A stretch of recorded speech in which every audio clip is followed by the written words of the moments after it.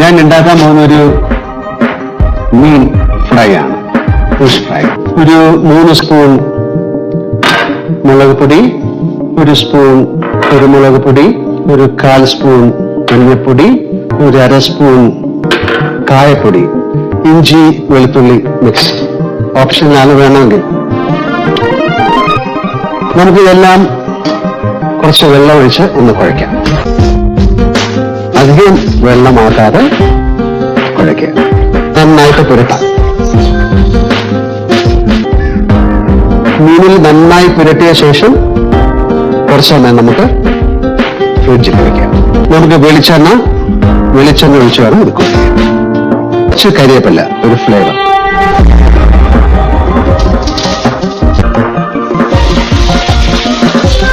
Fish fry ready.